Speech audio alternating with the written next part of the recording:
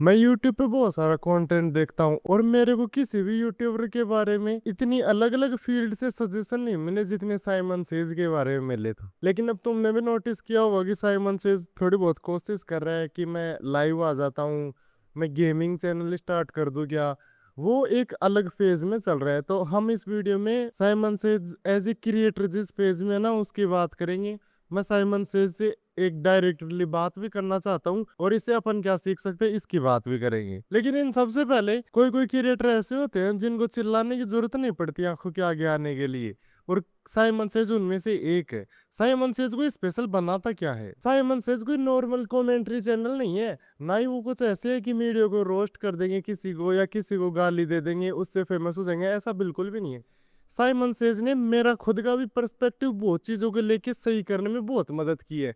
Internet को Simon says जैसे creator की और भी जरूरत है। वो साइमन सेज का अलग अलग कैरेक्टर बन गया ना, एकदम शांति से डीप लाइन बोल जाना, एकदम हाई क्वालिटी वीडियो बना देना, अपनी स्क्रिप्ट में मेहनत करना, वो सब दिखता है उसके वीडियो देख के। लेकिन फिलहाल बात ऐसे है कि साइमन सेज की जो ये कंसिस्टेंसी की चाहत है ना उसको अपना एसेंस खोने पे मजबूर कर रही है। पर Simon says as a creator उसको खोना नहीं चाहता, उसकी वजह से ये स्ट्रगल अपने को देखने को मिल रहा है।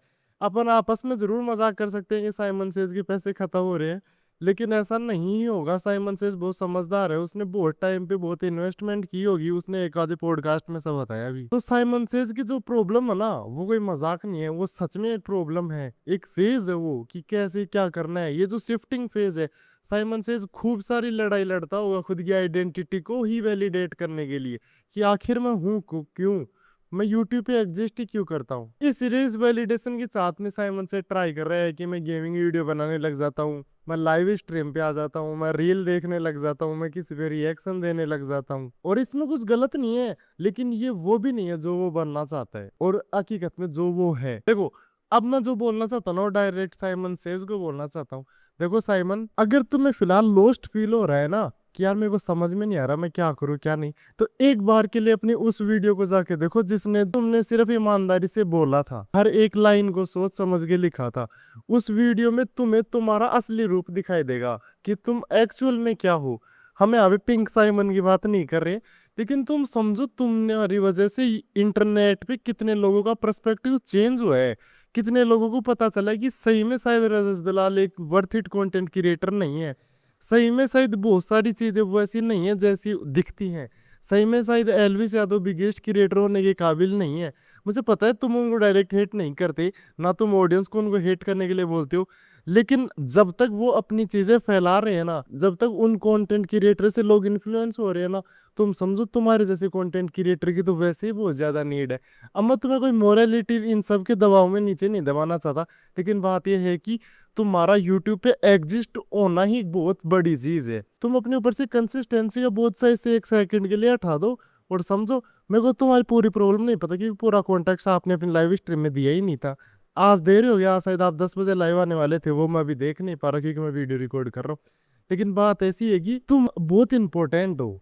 अब मैं कोई ऐसे नहीं कि मैं तुम्हें मोरल सपोर्ट देने आया हो, ऐसे बता रहे हो कि भाई आप तो बहुत महान हो, लेकिन बात यह कि सच में तेरी वजह से मेरे जीवन में बहुत चीजें बदली हैं। तेरी वजह से मेरे को आसपास के लोग जो मूर्खता करते हैं मैं वो मूर्खता नहीं किया, मैं बच गया। टिकटॉक की लड़ाई हुई थी, तुम्हें तो पता ही है ना तेरा कितना बड़ा स्टैंड था, तेरे पास ऑप्शन नहीं था भी, तू भी टिकटॉकर को गाली देके फेमस हो जाता, समझ गए। तो तुम बहुत इंपॉर्टेंट कंटेंट क्रिएटर हो, और अगर तुम्हें कोई भी प्रॉब्लम हो रही है ना तो अब मैं ऐसे तो बोलूंगा नहीं कि तुम मेरे से बात कर लो, क्योंकि मैं कोई सेवियर नहीं हूँ ना, मैं कोई ऐसा हूँ कि मैं तुम्हें बचा सकता हूँ। तुम तो यूट्यूब में मेरे से बहुत आगे हो, फिलहाल मैं तो कुछ नहीं हूँ तुम्हारे आगे। लेकिन बात ऐसी है कि मैं बस एक चीज ऑब्जर्व किया हूँ और मैं थर्ड पर्सपेक्टिव बता सकता हूँ तुम्हें, और मैं वो बताने की कोशिश भी कर रहा हूँ। तो साइमन, कंसिस्टेंसी के चक्कर में खुद के एसेंस को खोने की जरूरत नहीं है, तुम्हारा होना ही काफी है इंटरनेट पे। तुम मोर वीडियो बनाने की कोशिश करो, आ जाएंगे वो तुम्हें, तुम मुझसे ज्यादा पता है। लेकिन ये ऐसे है कि तुम दबाव उबाव में आने की जरूरत नहीं है। तुम बहुत अच्छा काम कर रहे हो, तुम्हारे काम की सच में जरूरत है। मेरे को पता है कमेंट में खूब सारे लोग तुम्हें ये बात बोलते भी होंगे, लेकिन मैं सही बता रहा हूँ, सच में जरूरत है। अब मैं ऑडियंस से बात करना चाहता हूँ, अगर कोई 2-5 लोग इस वीडियो को देख रहे होंगे तो, कि इससे हमें क्या सीखने को मिलता है। अगर इससे हम सच में कुछ सीखना चाहते हैं ना, तो बात ये कि हम बहुत ज्यादा इग्नोरेंट हैं, हम बहुत ज्यादा अनअवेयर हैं, हम खुद को कितना ही समझदार मान ले, सबसे इंटेलिजेंट स्पीसीज मान ले, लेकिन बात ऐसी है कि कोई कोई समय आता है, उस समय में अपने को अपनी आंख ही 1 इंच साइड का भी दिखना बंद हो जाता है। जब साइमन सेज खुद की लेगेसी को भूल सकता है, जब साइमन सेज चीजों के दबाव में आके अनअवेयर होके थोड़े लेस इंपॉर्टेंट डिसीजन चूज कर लेता है जो वो नहीं करना चाहता, तो अपन तो क्या चीज है। अब मैं ऐसे भी नहीं बोला कि साइमन कोई बहुत बड़ी इंस्पिरेशनल चीज है, ठीक है वो अच्छा कंटेंट क्रिएटर है, लेकिन कंपेरेटिवली ये तो तुम मानोगे ना, उसने यूट्यूब रोस्टर जोनर को ही एक तरह से इवोल्व किया है, स्टैंडर्ड सेट किया है। सही बता रहा हूँ मैं, साइमन सेज का कहाँ भी रेफरेंस सुनाऊं मैं, तुम सोच भी नहीं सकते। तो साइमन सेज बहुत अच्छा है, लेकिन अनअवेयर होके थोड़े अनइम्पोर्टेंट डिसीजन ले लेता है, इग्नोरेंस की वजह से। कोशिश करे वो फिगर आउट करने की आइडेंटिटी क्राइसिस रियल होता है, इससे ये भी समझने को मिलता है हमें। तो अपने आइडेंटिटी क्राइसिस से भी भागने की जरूरत नहीं है, इसको देख लो, इसको जान लो अच्छे से कि अपने अंदर ये ऐसी कौन सी चीज है जो लाइव स्ट्रीम आने पे मजबूर कर रही है। तुम भी तो बहुत उल्टे सीधे डिसीजन लेते हो, बात ही क्या करनी उन उल्टे सीधे डिसीजन की। तुम्हें थार चाहिए, ट्रैफिक लाइट तोड़ते रहते हो, समझ रहे हो ना, खूब सारे रॉन्ग डिसीजन लेते रहते हैं हम इग्नोरेंट होके। तो हमें ये समझना चाहिए कि हम कितनी कोशिश कर ले, लेकिन हमारा जो ट्रू एसेंस है ना, जो हमारा रियल जॉय है, वो हमें हमारे एक्चुअल वर्क से ही आ सकता है। किसी को गाना गाने से, किसी को पोएट्री लिखने से, किसी को यूट्यूब वीडियो बनाने से, किसी को जो भी। तुम अपने बारे में मुझसे बहुत ज्यादा अच्छा जानते हो, मैं तुम्हारे बारे में तुम्हें बताने भी नहीं आया हूँ, मैं सिर्फ एक ऑब्जर्वेशन बताने आया था।